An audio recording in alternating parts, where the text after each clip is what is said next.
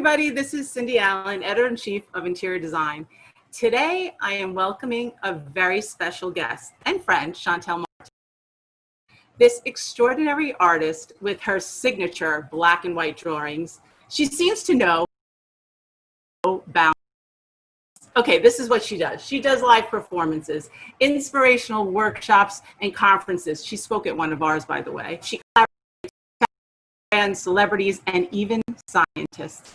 And she is successfully forging new connections between fine art, education, philosophy, technology, and yes, design, which I love. And oh, by the way, did I mention she'll draw on anything? Hi, Shantell. It's so good to see you, my friend. Well, it's so nice to see you. So how are you doing? You know, it's good. I think just like anyone, you know, it's a bit of a roller coaster. You know, I've had good days, I've had bad days. You know, thankfully, you know, I'm happy to be home here in Jersey City, so not too far away. And but you know, also like a lot of people, I haven't flown, haven't been on a plane in multiple months, which is the longest in my life. And but as we can do, just trying to stay hopeful and optimistic. But you know, there definitely has been some tough times in the last few months. I'm sure. Yeah, I was thinking about you because I was thinking, you know, for people who don't know that she was born in London and now like living in COVID in New York, which is like our beloved New York City. Do you feel very protective of New York now? Yeah, completely. And you know, London, then to Tokyo, then you know, to New York. Right. But this essentially is my home. It's where I've done the bulk of my career. And so, you know, when something like this happens to your city or kind of close by, you know, of course you care, and of course you care about the future and, you know, how it can potentially rebound and, you know, get back to the old New York that we remember and love. I know. How are your clients doing? Yeah. You know, I think they're fine. I haven't seen as much as I would like, but, you know, I think everyone's in, you know, just depending on where people are. I think a lot of people are just using this time to, you know, kind of get organized and kind of revisit things and, you know, readjust kind of goals and ambitions. And so that's good, you know, having that moment of pause to kind of reflect and see where we want to move forward from all of this. You know, one thing I've seen a lot with you, and especially on Instagram, I've seen so many positive messages. You're such a great inspiration. And, you know, we need more people like you right now. Yeah. You know, that's one of the benefits of being an artist. You know, we all have our own path as an artist, but mine has been one of kind of moving from this kind of darker place into this lighter place. And I think it's always important to keep moving to a positive, more hopeful, more optimistic place, even though kind of at heart, I'm a huge pessimist. But my work is also to help with that. You know, it's to help to see the optimism, to help open doors, to help open doors. And you know, it's very easy to get bogged down by politics and health and all of the world things. But I see a little bit of my job to bring positivity to the world, to bring some honesty in the way that I can through my drawing and through my lines and through those connections. I know. I want to thank you for that so much, because it's really coming out right now, like in a way that not only is really needed, but is like standing alone as like a shining light, you know? So thanks for that. Okay, wait. So let's talk about some work, because our friends out there don't know that we were about to film a great project that our schedules didn't allow, and then it closed. But now it's opening again on Governor's Island, the May Room. So I'm so excited to hear that it's opening again. Yeah, that was so close. I was like, I'm flying here, I'm not here, you're there. I know. It was so cute. We were really trying, but we will get there. But meanwhile, let's talk about the project. It's a pretty significant project, this military chapel that you ended up being able to play with the exterior, interior, the whole lot. So the Trust of Governor's Island approached me a little while ago and said, you know, Shantell, we have this island, we've been doing these incredible art installations and we'd love you to do something. Do you have a canvas in mind? You know, come out to the island and have a look and see if anything resonates. And of course I saw this white chapel and I said, what's that? And they said, well, it's been 25 years, it's been empty, you know, it was damaged in Sandy. So I was like, that's it. And it was one of those moments where the perfect canvas is teamed up in your mind of an idea that you've had for many years.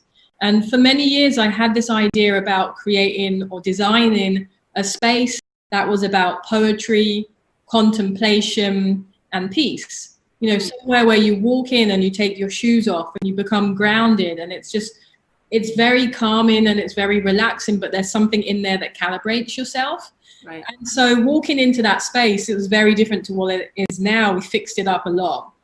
But, you know, walking in, I imagined it. Okay, you take your shoes off and there'll be a maze in the form of a drawing on the floor and people can walk that. And, you know, lucky enough, all the power was destroyed, but that's great because it means there's no power in this space, right. Only natural light. And so it became this nice mix of, you know, creating a design that went on the floor in the form of this maze, which is a drawing, and then hand drawing, you know, all over the walls inside. And it became known as the May Room because on the back wall, I wrote tens and maybe even 100 or so phrases that began with May. You know, May is a wish. It's, you know, it's a gift. It's you're not forcing anyone, but, you know, may you be kind. May we save trees. May you sleep soundly at night. I have a few too. May you hear laughter. May you find clarity and guidance. I love the significance. There's two significances of May, right? Yeah. Oh, and my middle name is May as well. Right. So that might be it. So my name is actually Shantell Martin. I love that. And so, you know, that was kind of a little bit of an inside this thing as well. So the nice thing is that when you do come in there and you do become calm, you start to take in all of these well wishes. It's been really successful and children have loved it and adults have loved it. And I've seen people go in there and I've seen children actually go in there and sit quiet for like 20 minutes. And kids, there'll be a bunch of children in there and they're all quiet. You know, they're looking, they're walking. And it's just something nice about that space. And then also collaborating with the Poetry Society, who did poetry readings in the space. So that's beautiful. Definitely a really fun project. Did you expect that all ages would somehow like understand you? Yeah. I see that in some aspects of my work. You know, I'll have someone come up to me and say, I'm a huge fan and so is my daughter. Right. You know, someone will come, I'm a huge fan and so is my uncle. And so I have a lot of this cross-generational fandom, I guess you could call it. And that's always a surprise to know that you appeal to a child and then their mother or even their teenage daughter. And, you know, because someone said to me a long time ago, if it's for everyone, it's for no one. And I always kind of at heart disagreed with that. Right, right. And I think if the message is true enough or free enough, it might not be for everyone, but it can be for everyone at the same time. Yeah, no, that's a beautiful thing. And I like, and also maybe because you're doing such big installations where you're allowing more people to really experience it, that's helping. Because it's so, look, it's so chic and sophisticated, but it also, you know, has that, I don't know, what do you want to say, that essence that allows a child to understand it. Yeah, and for me, I've never created a space that I've walked into and just thought, oh, it's beautiful, you know, and it feels good and it sounds good and it just has a nice spirit to it. And so I think that's what good design is. That's what good art is. That's what good intention is, when all of those things come together. Right, right. I'm so proud of you. That's amazing. Wait, I want to ask you this question. Did you expect that you were going to do the interior and the exterior? And or did they expect you were going to do the exterior? You know, of course, the outside canvas was like, yes, you know. Yeah. I had to think of them separately in the end, you know, because the inside, you know, we had to repaint everything and there was a big hole in the roof and we had to you know, redo the floor. So at first I did imagine that I was going to do everything, and I imagined I kind of would do it all around the same time, but then, you know, we had to raise some money to fix up the inside. So it became about the exterior first, which was great because then that gave me that extra time just to really kind of meditate and think about what the inside experience could be. Right. When I see the work, I keep thinking, okay, so there's this chapel. Like, where do you start? Yeah, good question. Good question. Yeah. I started by, well, actually, this is how I start a lot of my projects. I like to understand the history of a place. Mm. So I found out about the history of the island, and actually the island has quite a lot of eccentricities or really interesting history to it. And so that's where I start, you know, and it also has a traditional name from the, you know, native people at that time. I started by learning about the island, by learning about the chapel, by learning about the history of the island, and almost letting that kind of resonate with myself before I actually even started drawing anything. So where did you start on the outside? Wherever the boom, you know, lift took me. Oh, right. That's true. That's true. So did you start top down, or? I think I started top down. So imagine, you know, it was me and a new friend I made that had to be in this very enclosed small space in the book. And so we started up and kind of went along one side and then up on the other side all the way along and then up to the chapel. And then I could, you know, be on my feet and be a little bit more flexible and just kind of run around the bottom and kind of pick out different moments and times there.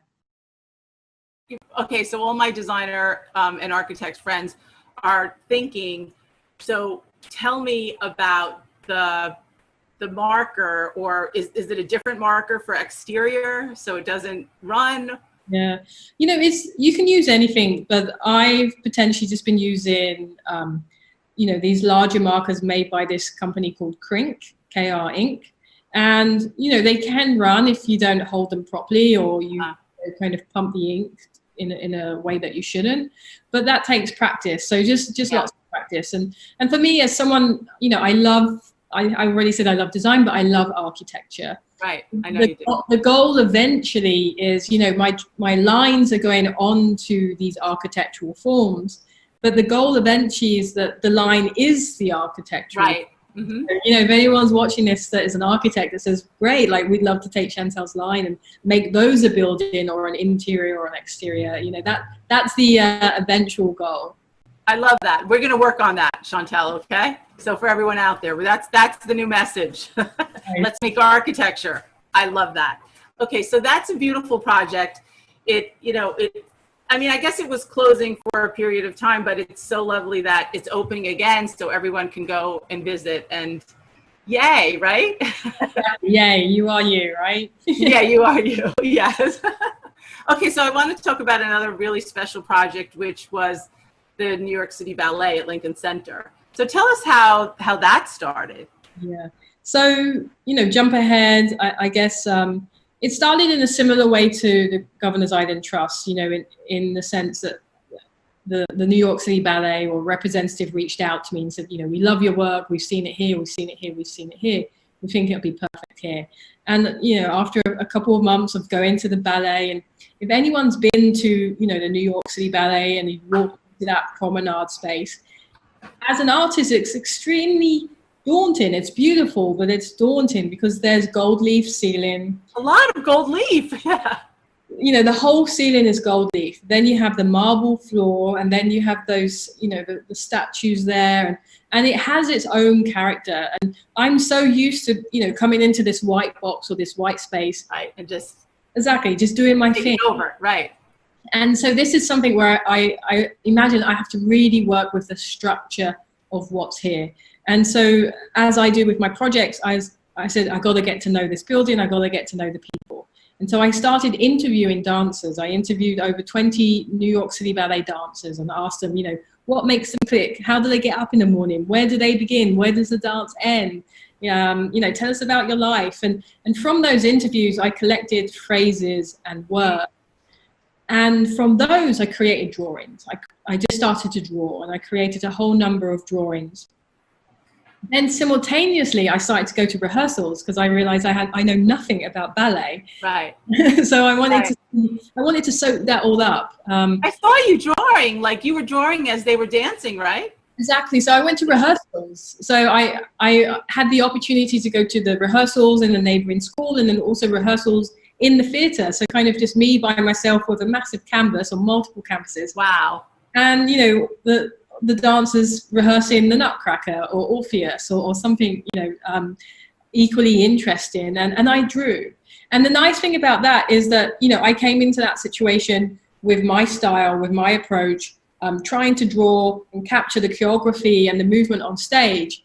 And over time, that almost infected or affected the drawing. So my drawing changed because right. I couldn't do the stuff that I was usually doing, these faces and these words. And the drawing had a different type of movement to it. And I created over, I think, 37 of these choreographic drawings. And so they've become another part. And then, you have the biggest canvases in that space are actually the floor and the windows. And so I thought I have to do the floor and I have to do the windows. Right. And so what it ended up being is that you walked up to the Lincoln Center, you walked up to the New York City Ballet's home, and then in the window you saw 50-foot high these words, who are you? Right, right. You couldn't see who are you all at once. You had to go from different perspectives to see all the words.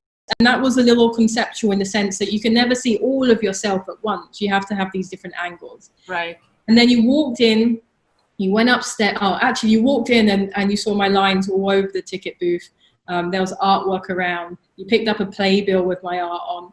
And then you walked upstairs and you saw this sea.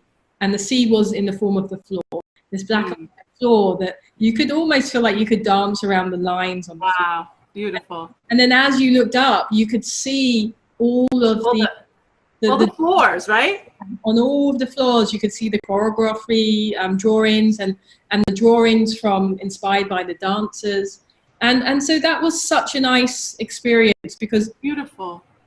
Really getting to know the dancers and, the people that this whole institution is built around, and then just sitting down with them being like, who are you? I was thinking about your lines, and I always think about, dancers as creating lines, right? So it feels like it would have been a really emotional connection between the two of you. Yeah, and just people who are really obsessed with what they do and have to be, and always be on. And so it was great. And then, we had special nights where I got on stage and I interviewed, Silas Farley, a dancer, or I collaborated with choreographer Justin Peck, or I did a live drawing. And so there was that nice performative aspect of like, hey, like, let's do this. So it was a really incredible experience. It's amazing. When you see the picture of all the different levels and seeing the artwork, I mean, it does remind me of like, my world, where you're going into a very historic building and you want to modernize it. You want to make it more contemporary. And it suited it beautifully, right? I could see you walking in earlier being, oh my, it really felt so special. And, dancers too, again, like the words that you ask everybody, right? Which I imagine that you started by asking yourself, but it's a very, dancers are very, very specific. Like you said, very disciplined and have to probably have a lot of issues with accepting themselves and their bodies. They're incredible and brilliant, but that's part of it, right? Exactly. And imagine every time you ask that question outwardly, who are you? The world is a reflection. The world is a mirror. And so there might be fragments that resonate with you. And then you also get to piece the puzzle of yourself together slowly as well. And so I love asking that question outwardly because it also helps me answer it internally. Right, right. And I love that you were saying that some of your lines were changing.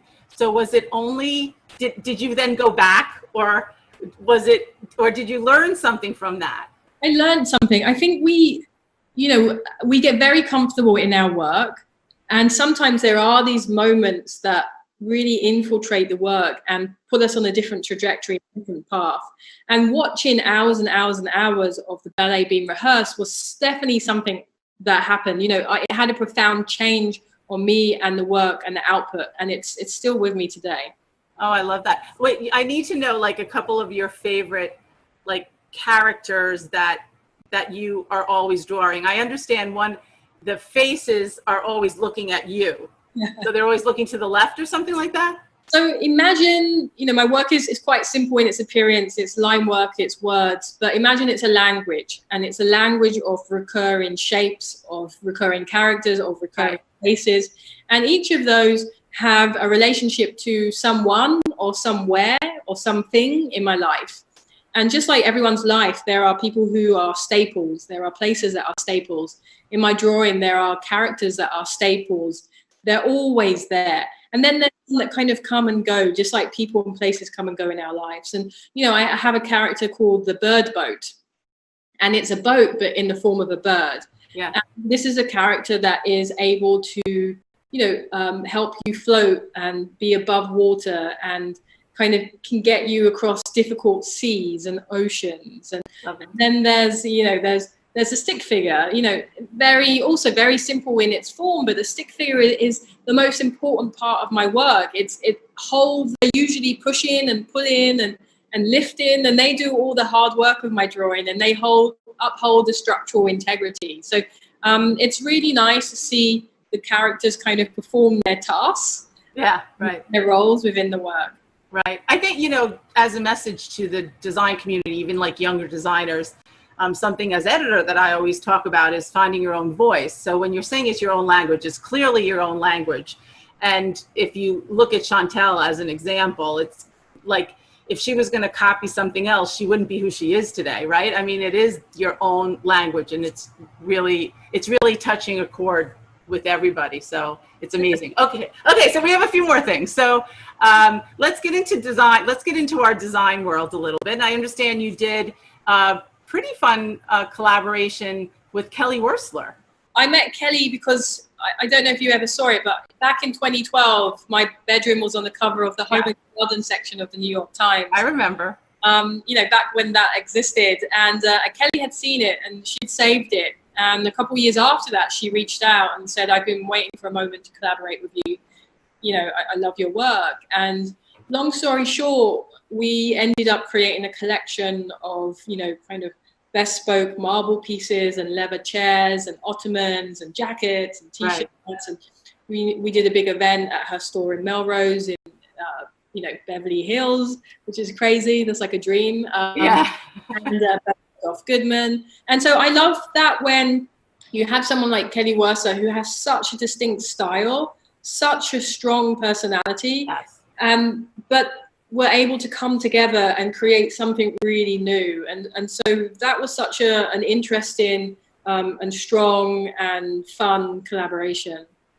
Yeah, no, that's amazing. I remember it well. And I don't know, when you come into our world, we love it so much. Of course, there's a lot of public work, a lot of work that an architect would actually want to, be your advocate to get you big public work, and in projects, in hospitality projects, lots of categories where Shantell is the girl. I mean, I think I sent you that picture when I was at Columbia, right? I was at Columbia and I was with the architects of this one LTL, this one building, and there was a whole stairwell that was. So right? you were in the Pulitzer Hall. So the Pulitzer Hall is the School of Journalism building on Columbia University, and actually there was I'm going to forget the name, but they rebuilt that wing, and they had some investment from someone quite famous, and they reached out to me to said, we're redoing this building and we'd love you to come and see it. And so I went there with, a hard hat when they was excavating everything and said, what would you love to do? And there was this really cool kind of stairwell. And I said, I'd love to apply my work and my lines here. Right. So I love projects like that where you come in, even at the development stage, to see where you can integrate and apply your work. So that was a really interesting project there. Yeah, it was fantastic. It was such a surprise for me, and so I was like, "Take a picture. I'm going to send it to Shantell."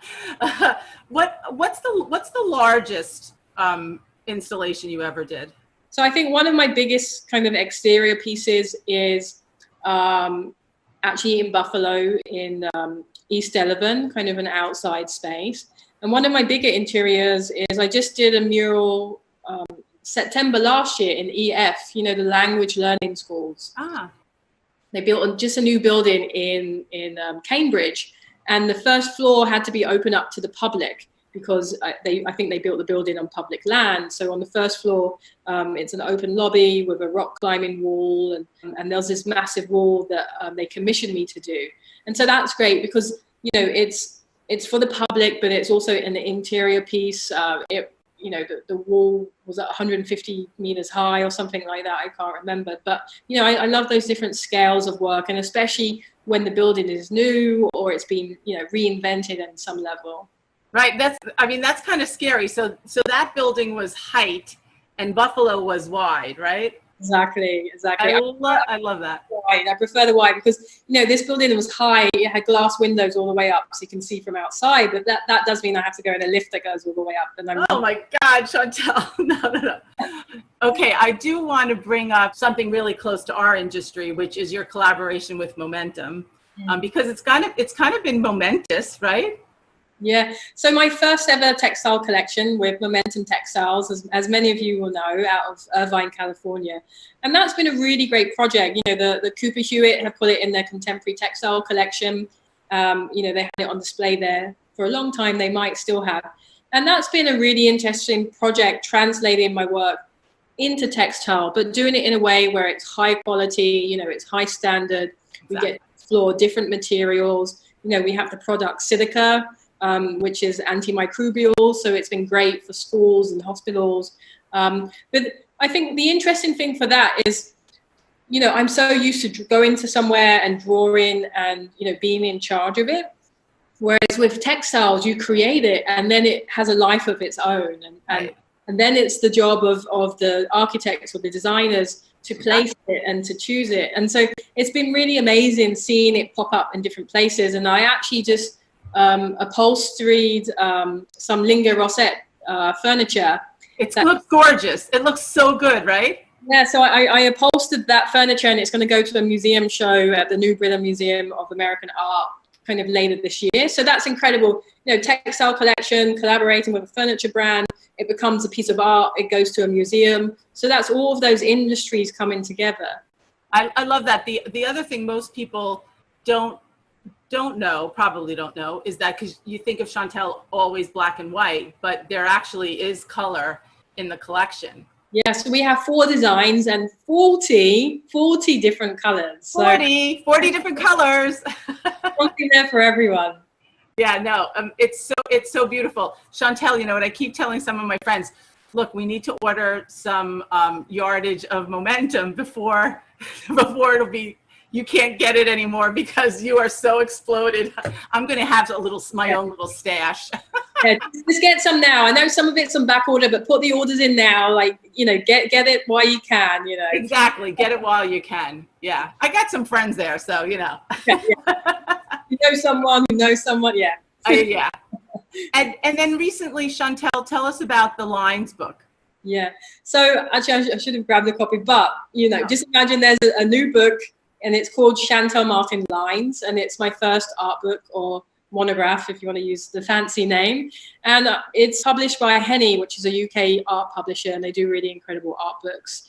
And it's basically a reflection of the last 15 years of work as an artist, maybe even almost 20 years. Wow. So, you know, you'll look in there and you'll see different projects, from work I did at MIT to projections in Japan, to some earlier drawings, to, you know, Governor's Island, to the New York City Ballet, to some of the commercial projects and institutional projects I've done. And yeah, it's called Shantell Martin Lines. And, you know, if you haven't got a copy, you know, get a copy, and, you know, go to your independent bookstore and buy a copy from there, because, you know, they could also do with the support. But, you know, it's so nice and such a milestone in a way for me to have this tangible thing to look back on, because I often feel like I've not really achieved much, or I've not done much.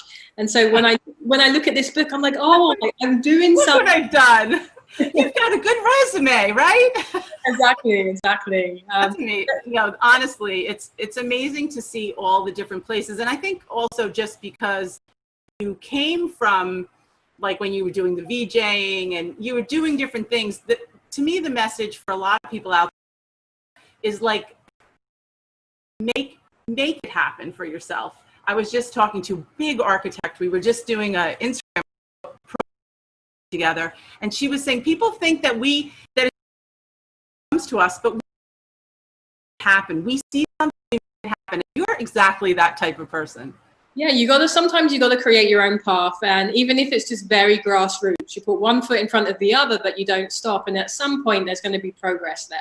So, if you asked me 5-10 years ago, will you have an art book out by this art publisher, and Hans-Urs Ulrich is going to do the interview, and Catherine Stout from the ICA will do the essay, and you have all these incredible projects in there, I wouldn't have believed it. But it just shows really what you can accomplish by simply pulling one foot in front of the other for a really long time and working really hard and trying to be really kind all the way. Yeah. Well, you really are such an inspiration, Shantell. I'm so happy that you came into my life in a kind of unusual way over there in Cancun at our conference. I really want to thank you for everything you're doing with your art and with design. You really are you're such a hope for us right now, and something we really, really need.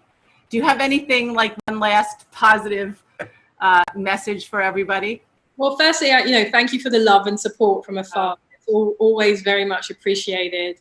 And for everyone, let's be hopeful, let's be creative, and let's remember what community is. And, community starts when you walk out of your front door. And so let's really embrace that. I love that. I love that. Okay, well, I am going to give you a virtual hug because, and sending you so much good wishes. And I know some of the days are tough, but you're helping a lot of people feel very optimistic about the future. So thank you, Shantell Martin. Thank you so much. Thank you so much. Thank you. Yeah.